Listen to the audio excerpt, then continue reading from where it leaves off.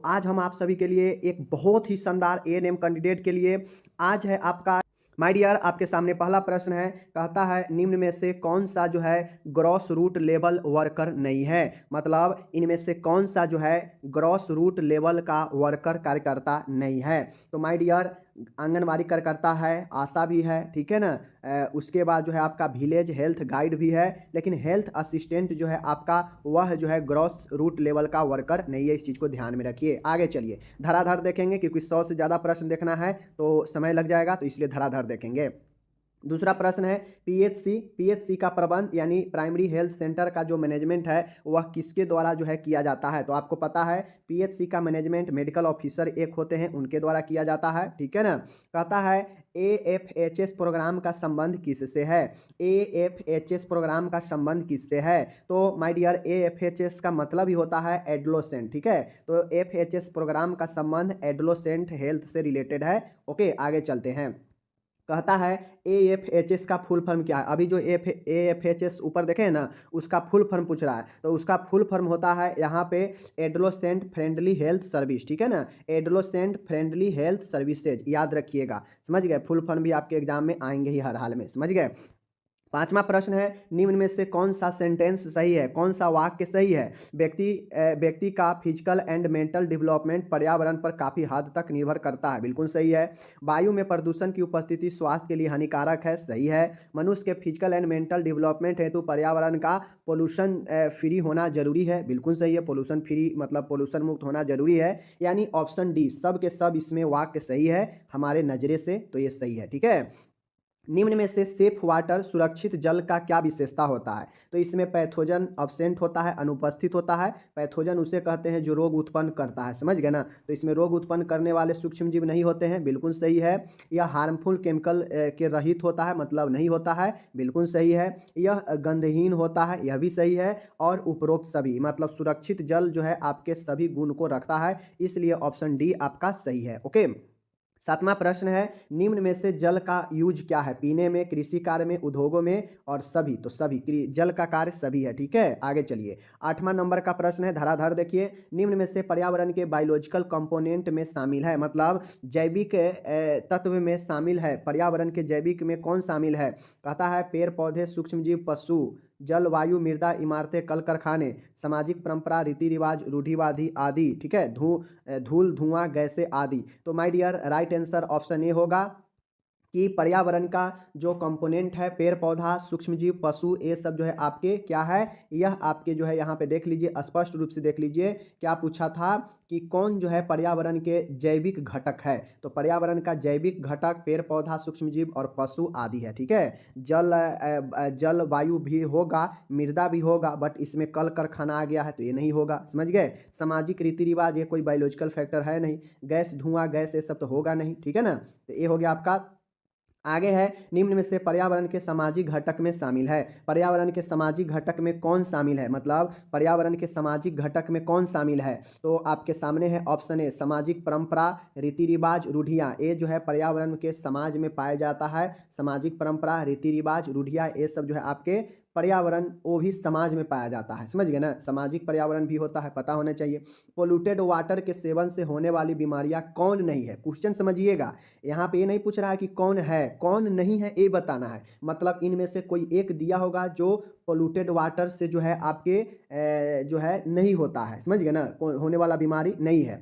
तो पोलियो, हैजा, hepatitis, ads. तो आपको पता है पोलियो भी जो है गड़बड़ दूषित पानी से होता है, हैजा भी होता है, हेपेटाइटिस भी होता है, लेकिन एड्स जो है आपके सेक्सुअल ट्रांसमिटेड डिजीज है। तो यही एक ऐसा ऑप्शन में है जो पोल्यूटेड वाटर से बीमारी नहीं होता है। ओके आगे है 11 जल का सबसे बड़ा मेन सोर्स कौन सा है। सबसे बड़ा स्रोत वर्षा, नदी, झरने, तालाब। तो सबसे बड़ा स्रोत जो है वह रैन है, वर्षा, ठीक है, जल का। ओके आगे चलिए एकदम धराधर हम लोग देखेंगे निम्न में से भूमिगत जल का सोर्स क्या है। तो भूमिगत जल का सोर्स है आपका देख लीजिए ऑप्शन ए और बी, मतलब ट्यूबवेल और बेल। कुआं के पानी भी जल के अंदर से ही आता है और ट्यूबवेल भी जो है अंदर से ही आता है। बाकी नदी का जो पानी होता है वो उसका स्रोत जो है आपका झरना भी होता है, ठीक है। उसके बाद पहाड़ भी होता है, वर्षा का जल भी नदी में रहता है। तो ये चीज़ें हैं। 13 है कहता है किसी सरफेस को मतलब किसी सतह को कोरोना वायरस से संक्रमण रहित करने हेतु किस केमिकल का यूज किया जाएगा। अब यहाँ पे ध्यान दीजिएगा,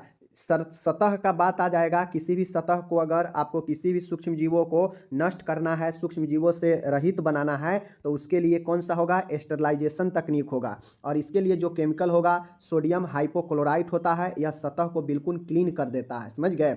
14 नंबर कहेगा निम्न में से वाटर पोल्यूशन की रोकथाम का उपाय क्या है। मतलब जल प्रदूषण की रोकथाम का क्या उपाय है इनमें से। तो इनमें से घरों से निकलने वाले गंदे जल को प्रॉपर डिस्पोज कर दे, बिल्कुल सही है। उद्योगों से निकले वाले अपशिष्ट को प्रोपोजल करे, बिल्कुल सही है। जन समुदाय में अवेयरनेस जागरूकता फैलाएं, ये भी सही है। यानी सबके द्वारा जो है जल को आप लोग सही कर सकते हैं। ओके।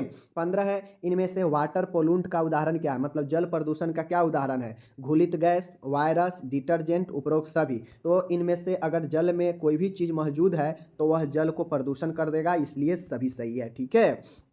आगे है 60 नंबर का प्रश्न है, वाटर पोल्यूंट से आप क्या समझते हैं, जल प्रदूषण से क्या समझते हैं। ऐसे तत्व जो वाटर प्यूरिफिकेशन करते हैं, गलत। ऐसे तत्व जो वाटर को पोल्यूटेड करते हैं, ये सही है। ऐसे तत्व वाटर को समाप्त करते हैं, गलत। ऐसे तत्व जो वाटर को मीठा करते हैं, गलत। तो इसमें से ऑप्शन बी सही होगा। समझ गए। आगे है 17 नंबर का प्रश्न है, निम्न में से घरेलू स्तर पर वाटर का शुद्धिकरण प्यूरिफिकेशन की विधि क्या है। तो आपको पता है, उबालना, फिल्टर करना, महीन कपड़े द्वारा छानना, यानी इन सभी विधि के द्वारा घर पर जल को शुद्ध कर सकते हैं सबके द्वारा। तो उपरोक्त सभी हो जाएगा, डी आंसर। ठीक है।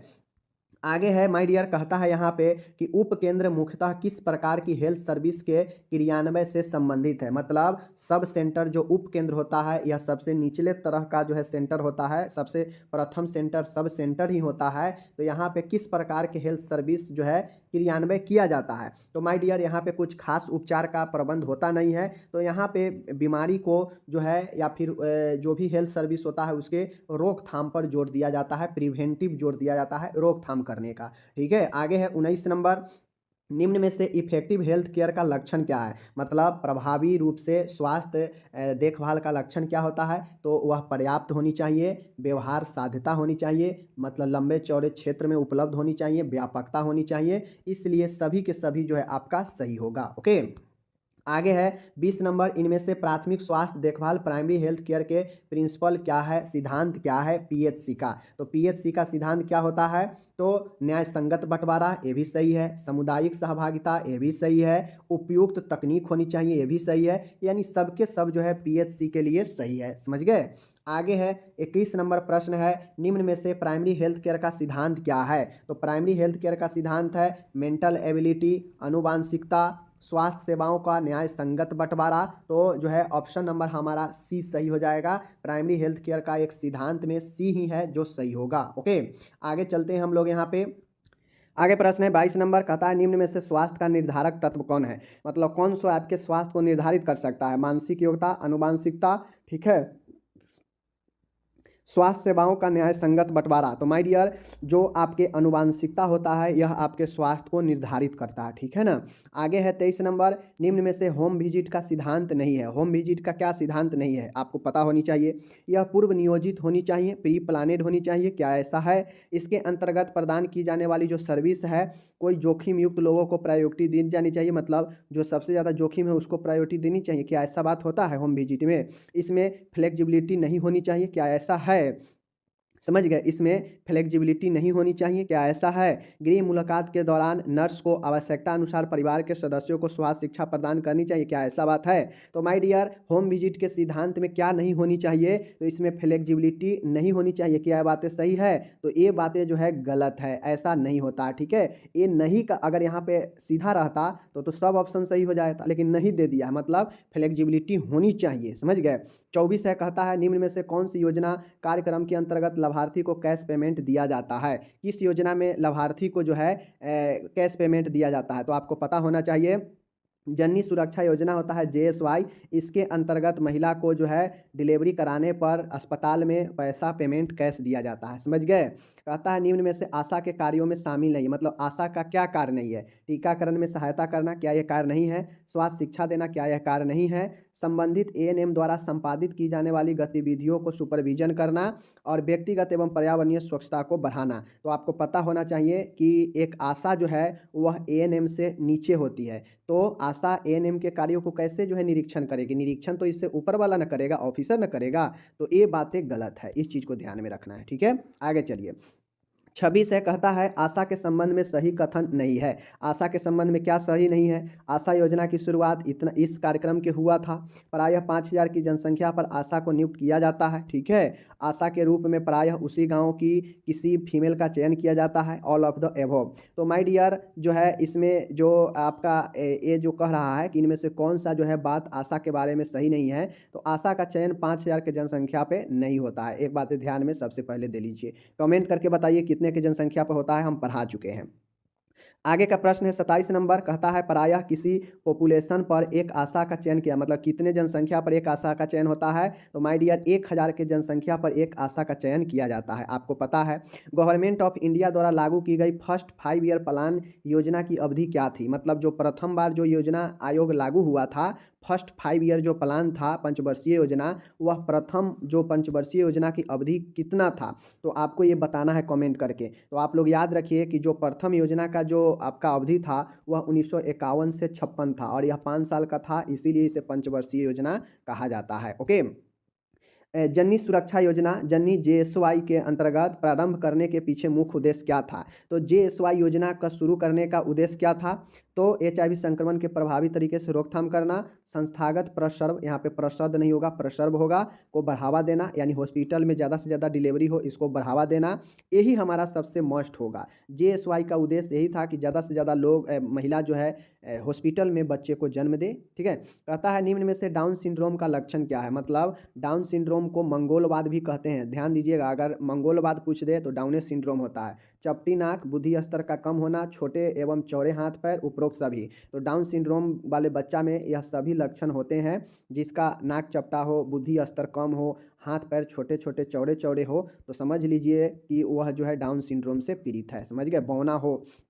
आगे है नेफ्रोटिक सिंड्रोम से ग्रसित बच्चों में पाए जाने वाला लक्षण क्या है? मतलब बच्चा जो नेफ्रोटिक किडनी के रोग से ग्रसित है उसमें कौन सा लक्षण पाया जाएगा? तो उसको सूजन भी होगा, बिलुब्रिन स्तर भी एल्बुमिन स्तर में कमी रहता है। ठीक है, यूरिन के साथ प्रोटीन भी आता है, यह सब लक्षण रहता है। हाइपर बिलुब्रिनीमिया भी रहता है, समझ गए, एल्बुमिनिया रहता है, उसके बाद यूरिन में प्रोटीन आता है, सूजन रहता है, और सब के सब होता है नेफ्रोटिक वाले बच्चे में। टोडलर से क्या समझते हैं आप? तो टोडलर जो होता है वह 1 से लेकर 3 वर्ष के बच्चे को टोडलर कहते हैं, पता होनी चाहिए। कहता है माय डियर कि स्कूल पूर्व बच्चों से आप क्या समझते हैं? मतलब स्कूल से पहले बच्चे से आप क्या समझते हैं? स्कूल पूर्व, तो 3 से 6 वर्ष तक के बेबीज को स्कूल पूर्व बच्चे कहते हैं। 1 से 3 टोडलर हो गया, समझ गए। 0 से 1 हो जाता है आपका क्या चीज़? 0 से 1 हो जाता है इन्फेंट शिशु। नियोनेंट हो जाता है 0 से 28, समझ गए। और स्कूल प्री स्कूल जो चाइल्ड होता है उसे 3 से 6 वर्ष तक के बेबी को कहते हैं। 35 है, बच्चों में पाई जाने वाली निम्न कम्युनिकेबल डिजीज में कौन सा मुख्य रूप से बिंदु संक्रामक द्वारा फैलता है? कहता है बच्चों में पाए जाने वाले निम्न रोग में से कौन रोग है जो ड्रॉपलेट संक्रमण के द्वारा फैलता है? ड्रॉपलेट संक्रमण समझते हैं ना, छींकने खांसने से जो छींटा पड़ता है उससे। तो जो खसरा मिजल्स होता है यह ड्रॉपलेट संक्रमण से फैलता है, समझ गए। 36 है, निम्न में से हीमोफीलिया के बारे में क्या सही वाक्य है? तो हीमोफीलिया एक रक्त वाला बीमारी है, यह आयरन की अधिकता से होता है, गलत। इसमें बच्चों को बार बार ब्लड ट्रांसफ्यूजन करना पड़ता है, ये बात सही है। यह बैक्टीरिया जनित संक्रमण, गलत। यह चोट लगने पर लगातार ब्लीडिंग होता है, यह भी सही है। तो ये जो है आपका ऑप्शन नंबर डी सही होगा, क्योंकि इसमें हीमोफीलिया वाले बच्चे में बहुत ज़्यादा ब्लीडिंग होता है, थोड़ा भी चोट लगने पर ब्लड का थक्का नहीं बन पाता है, समझ गए। कहता है पेंटावैलेंट वैक्सीन की डोज कितनी होती है? तो माय डियर पेंटावैलेंट जो वैक्सीन होता है इसका डोज 0.05 ml होता है, इसको ध्यान में रखिएगा। ओके, आगे चलिए। कहता है कि निम्न में से वह कौन सी डिजीज है जो मेनली स्मॉल चिल्ड्रन, मतलब छोटे बच्चों में होता है? कौन सा रोग है? तो देख लीजिए आपके सामने में है, पोलियो जो होता है ज़्यादातर छोटे बच्चों में ही होता है, इसको ध्यान में रखना है। 39 है, बच्चों को पेंटावायलेंट की दूसरी खुराक कब दी जाती है? तो माय डियर, पेंटावायलेंट वैक्सीन का दूसरी खुराक जो है 10 सप्ताह पे मिलता है, ठीक है ना, 10 सप्ताह पे, याद रखिएगा। यदि बेबी को विटामिन ए सोल्यूशन डोज निर्धारित शेड्यूल के अनुसार दी जा रही है तो इसकी थर्ड डोज किस डेज पर दिया जाएगा? मतलब पूछ रहा है कि निर्धारित समय शेड्यूल के अनुसार अगर शिशु को विटामिन ए का घोल दिया जा रहा है तो जो थर्ड डोज है, अब एक दो के बारे में नहीं पूछ रहा है, सीधा थर्ड डोज के बारे में पूछ रहा है कि कब देंगे, किस एज पर। तो थर्ड डोज जो है वह आपके 21 मंथ पर जो है दिया जाना चाहिए। समझ गए? फर्स्ट डोज कब देंगे कमेंट करके बताइए। पेंटावायलेंट की 2 डोज के बीच कम से कम कितना अंतराल होनी चाहिए? पूछ रहा है कि पेंटावायलेंट जो वैक्सीन है उसके 2 डोज के बीच में कम से कम कितना अंतराल होना चाहिए? 4 दिन, 4 सप्ताह, 4 माह, 6 माह। तो माय डियर, आपको पता है 4 सप्ताह का कम से कम अंतराल होना चाहिए पेंटावायलेंट वैक्सीन के 2 डोज के बीच में। कहता है कि रोटा वायरस वैक्सीन की 2 डोज के बीच में कम से कम कितना अंतराल होनी चाहिए? अब रोटा वायरस वैक्सीन के बारे में पूछ रहा है कि इस अगर रोटा वायरस के 2 डोज है तो दोनों डोज के बीच में कितने का अंतर होना चाहिए? मतलब एक के बाद दूसरा देंगे तो वह कितने दिन के बाद देंगे? 4 दिन, 4 सप्ताह, 4 माह, 6 माह। तो 4 सप्ताह यहाँ भी है। आगे है, कहता है विटामिन ए सॉल्यूशन का घोल किस उम्र के चिल्ड्रेन को दिया जाता है? तो विटामिन ए के घोल कब से शुरू करते हैं? आपको पता है 9 माह, जहाँ पे मिजल्स के खसरे का शुरुआत करते हैं वहीं से जो है विटामिन ए का घोल का भी शुरुआत होता है। और विटामिन ए के घोल जब शुरुआत होता है तो वह 1 लाख जो है यूनिट के साथ में करते हैं। समझ गए? 44 है, बच्चों को ओपीवी की 0 खुराक कब दी जाती है? मतलब ओरल पोलियो वैक्सीन की 0 खुराक कब दी जाती है? तो आपको पता है जन्म के समय ही ओपीवी, समझ गए, हेपेटाइटिस बी और बीसीजी का टीका, तीनों टीका 0 खुराक पर देता है। समझ गए? याद है? कहता है 45 नंबर का प्रश्न है, एक इन्फेंट की विटामिन सी की डेली रिक्वायरमेंट कितनी होती है? मतलब एक बच्चा जो इन्फेंट मतलब 0 से 1 वर्ष, अगर एक बच्चा एक साल का है तो उसे डेली विटामिन सी की कितनी ज़रूरत पड़ती है? तो 25 mg, 25 मिलीग्राम, इसको याद रखिएगा। ओके। 46 नंबर का प्रश्न है, डायरिया के केसेज में डेथ का मोस्ट कारण क्या होता है? तो डायरिया अतिसार होता है जिसमें बहुत ज़्यादा लूज मोशन होता है 3 से या 3 से अधिक बार, समझ गए ना, दिन में, और मुंह से भी जो है पानी निकलने लगता है और मल से भी पानी निकलने लगता है, तो डायरिया होता है। अब इसमें होता है कि ज़्यादा पानी निकलने के कारण, पतला मल होने के कारण डिहाइड्रेशन से डेथ हो जाता है, निर्जलीकरण से, ठीक है ना। 47 है, निम्न में से कौन सा लगाई जाती है टीका या वैक्सीन जन्म के समय? जन्म के समय कौन सा लगाया जाता है? बीसीजी का भी, हेपेटाइटिस बी का भी, ओपीवी का भी, यह तीनों जन्म के समय लगाया जाता है। समझ गए ना। आगे है 48 नंबर का प्रश्न है, क्षय रोग की रोकथाम हेतु कौन सा टीका लगाया जाता है? पता है बीसीजी का क्षय रोग के लिए लगाते हैं। कहता है निम्नलिखित में से कौन सा टीका पोलियो के लिए, ओपीवी पोलियो के लिए आता है, पीसीवी पेंटावेलेंट जो है आपके वैक्सीन के लिए आता है। समझ गए? 50 नंबर है, बच्चों में जन्म के समय लगाए जाने वाला बीसीजी का टीका किस रूट से देते हैं? तो आपको पता है कि बीसीजी का जो टीका है इंट्राडर्मल आईडी मार्ग से लगता है। समझ गए ना। आगे है, बच्चों को दी जाने वाली ओपीवी टीका ओरल पोलियो वैक्सीन किस रूट से देते हैं? मुंह के द्वारा देते हैं। समझ गए ना, ओरल के द्वारा, ओरली, तो ये सही है। 52 प्रश्न है, शिशुओं को दी जाने वाली शिशुओं को दिया जाने वाला मार्ग से दिया जाता है हेपेटाइटिस बी का टीका। मतलब हेपेटाइटिस बी का टीका किस मार्ग से देते हैं शिशु में? Intramuscular, IDSC, orally. तो आपको पता है कि हेपेटाइटिस बी किस मार्ग से देते हैं? तो आपको पता है कि बीसीजी इंट्राडर्मल, जबकि हेपेटाइटिस बी का बात करेगा तो वह इंट्रामस्कुलर, ठीक है, याद रखिएगा। बीसीजी क्या है? तो बीसीजी एक प्रकार का वैक्सीन है, पता है आप लोगों को, ठीक है। और 54 नंबर का प्रश्न है, बच्चों को दी जाने वाली पेंटा 5, ठीक है ना, पेंटा 5 वैक्सीन किस मार्ग से लगाई जाती है? पेंटा 5 क्यों? क्योंकि इसमें 5 वैक्सीन का नाम होता है, इसीलिए पेंटा 5 या 5 बीमारियों से बचाता है। बच्चों को दी जाने वाली पेंटा 5 वैक्सीन किस मार्ग से लगाई जाती है? तो पेंटा 5 भी इंट्रामस्कुलर से ही लगाते हैं, मांस में ही। ओके। बच्चों को आईपीवी किस मार्ग से दी जाती है? यानी इनएक्टिव पोलियो वैक्सीन जो होता है किस मार्ग से देते हैं? तो माय डियर, आपको पता है कि इंट्राडर्मल, समझ गए ना, इंट्राडर्मल, मतलब इंट्राडर्मल से भी आईपीवी देते हैं। अब आगे है 56 नंबर का प्रश्न है, कहता है आरबीएसके में निम्न में से कौन सी डिफिशियंसी डीजेस शामिल नहीं है। आरबीएसके मैं आपको पढ़ा चुका हूँ, समझ गए ना, राष्ट्रीय बाल जो है सुरक्षा कार्यक्रम होता है। इसमें विटामिन सी डिफिशियंसी को शामिल नहीं किया गया है, यानी विटामिन सी की कमी जो होता है उसको शामिल इसमें नहीं किया गया है। आगे है निम्न में से दूध उत्पादन प्रतिवर्त मिल्क प्रोडक्शन रिफ्लेक्स में सहायक हार्मोन कौन सा है, मतलब दूध को उत्पादन करने में कौन सा हार्मोन सहायक है। तो आपको पहले से पता है प्रोलैक्टिन जो है यह सहायक होता है निर्माण करने में, ठीक है ना, निर्माण करने में जो है आपके दूध उत्पादन करने में प्रोलैक्टिन सहायक है, ठीक है। जबकि सीक्रेट की बात करेगा, समझ गए ना, सीक्रेशन की बात करेगा तो उसके लिए ऑक्सीटॉक्सिन जिम्मेदार होता है दूध को छाती में लाने के लिए, समझ गए। 59 नंबर का है निम्न में से किस रिफ्लेक्स को लेट डाउन रिफ्लेक्स भी कहते हैं।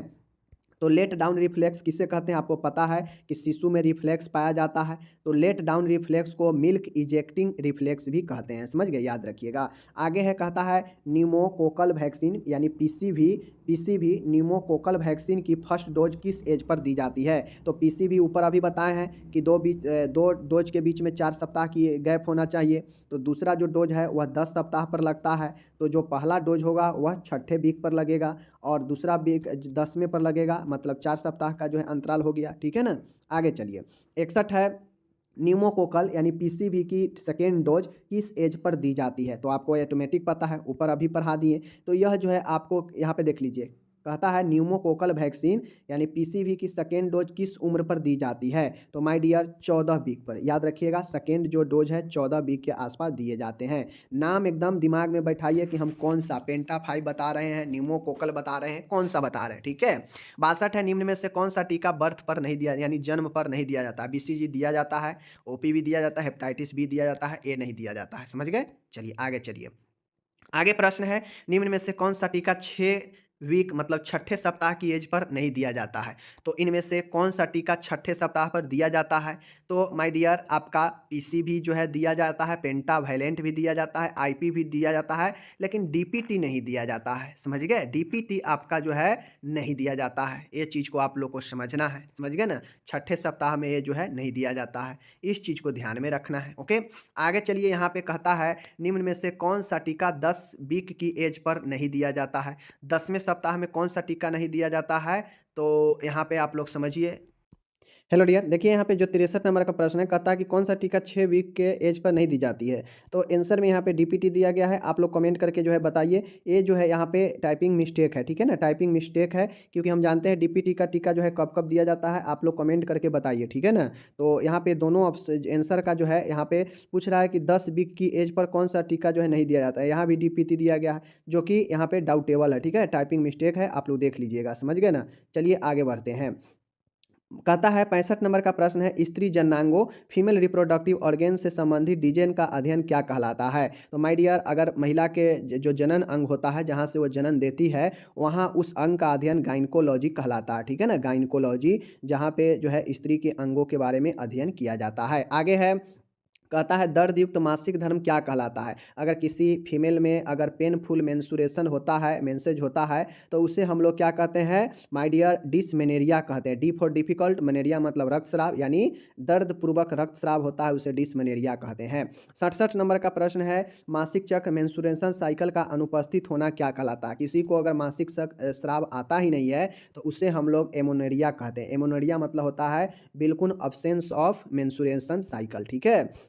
आगे है 68 नंबर का प्रश्न है सेनाइल वेंजिनाइटिस का क्या अर्थ होता है। तो सेनाइल वेंजिनाइटिस का अर्थ होता है मेनीपॉज के बाद वोमेन में होने वाला वेजिनल इन्फ्लामेशन। तो सेनाइल वेंजिलाइटिस का मतलब होता है कि मेनोपॉज, जब महिला को मासिक स्राव आना बंद हो जाता है एक एज में, तो वहाँ पे उसके इन्फ्लामेशन होता है वेजिना में, तो उसे सेनाइल वेंजिनाइटिस कहते हैं, ओके। 69 नंबर का प्रश्न है सल्फिंजाइटिस से आप क्या कहते हैं। सल्फेंजाइटिस से आप क्या समझते हैं। तो सल्फेंजाइटिस का मतलब होता है फैलोपियन ट्यूब में इन्फ्लामेशन होना, इस चीज़ को दिमाग में बैठा लीजिए। 70 नंबर का प्रश्न है एक फीमेल में द्वितीयक लैंगिक लक्षणों सेकेंडरी सेक्सुअल कैरेक्टरिस्ट का विकास क्या कहलाता है। एक फीमेल में जब द्वितीयक लैंगिक लक्षणों का विकास होता है तो उसे प्यूबर्टी, मेनार्क, मेनोपॉज और कैप्रिसियस प्यूबर्टी। तो प्यूबर्टी यौना आरंभ कहते हैं, जब द्वितीय लैंगिक लक्षण आता है तो उसे यौना आरंभ प्यूबर्टी कहते हैं। समझ गए।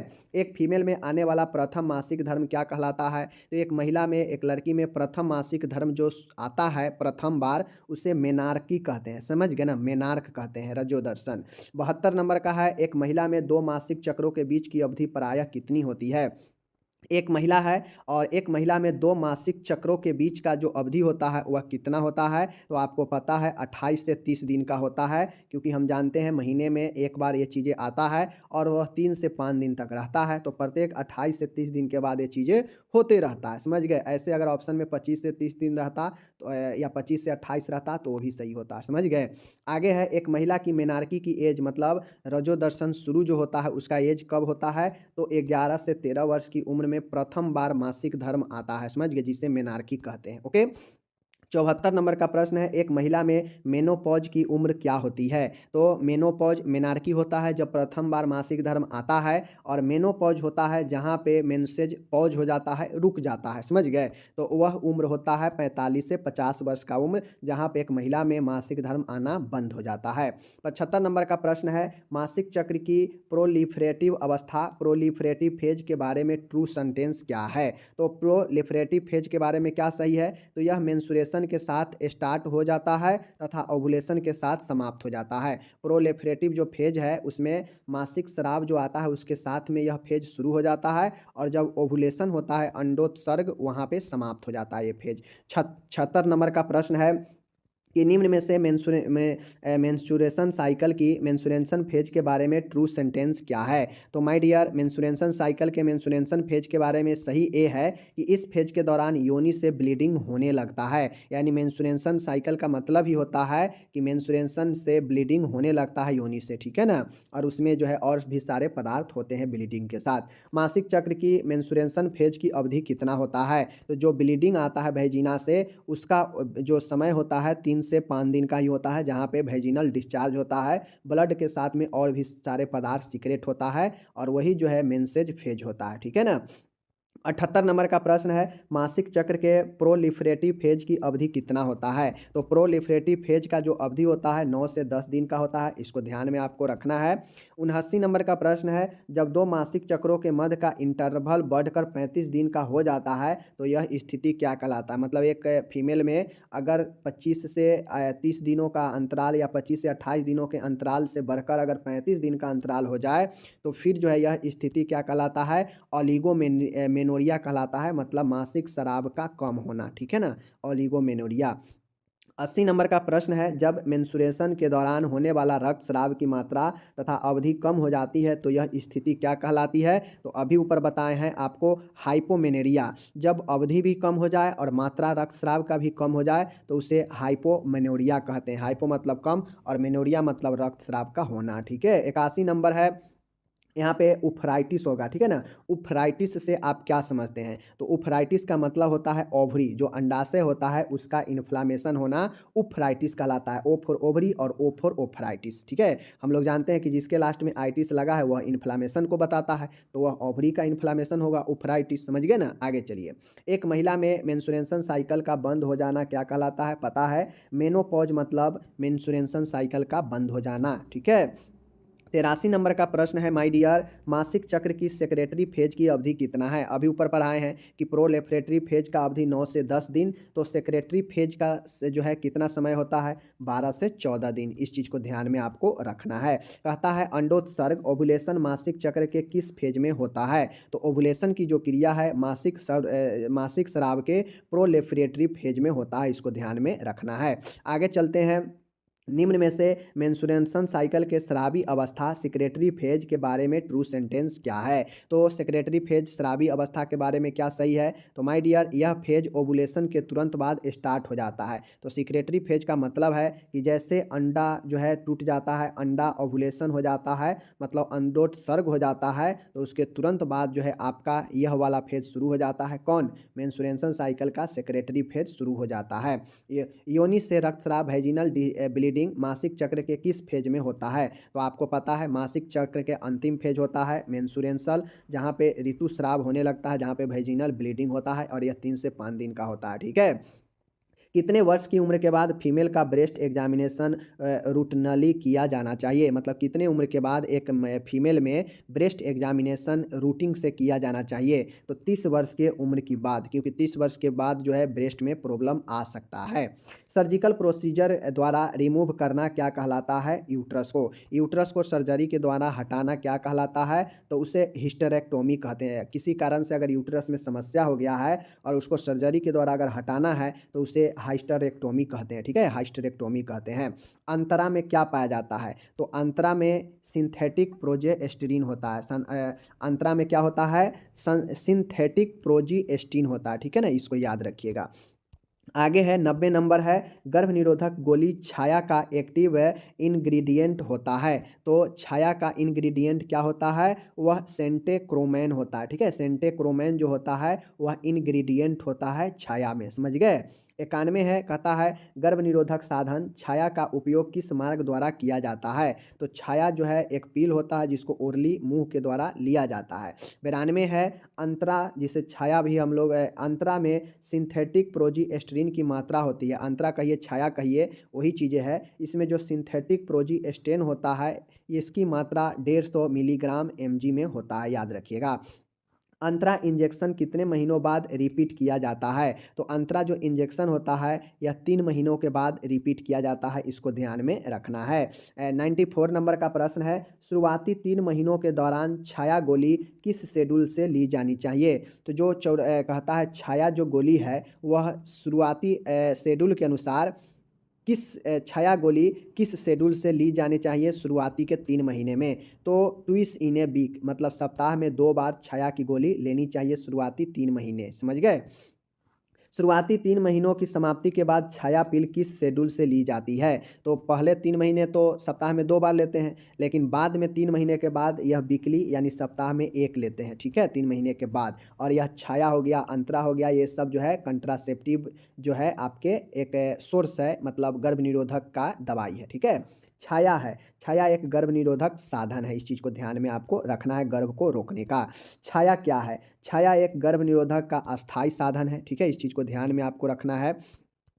आगे है माय डियर, यहाँ पे आपके सामने में है, यहाँ पे देख लीजिए, कहता है सॉरी, छाया जो है महिला गर्भ निरोधक का एक साधन है। यहाँ पे अस्थाई साधन नहीं होगा, महिला गर्भ निरोधक का एक साधन है, कौन, छाया, समझ गए। 98 है, छाया गर्भ निरोधक पिल मतलब गोली फर्स्ट डोज किस दिन ली जाती है। छाया का प्रथम डोज किस दिन लिया जाता है, तो माय डियर मेंस्ट्रुएशन साइकिल के प्रथम दिन, जब महिवारी आता है उसके प्रथम दिन ही छाया का प्रथम डोज लिया जाता है। 99 नंबर का है, गर्भाशय यूट्रस के इनर मोस्ट लेयर क्या कहलाता है, मतलब गर्भाशय के आंतरिक लेयर को इंडोमेट्रियम कहते हैं, इसको पता होनी चाहिए।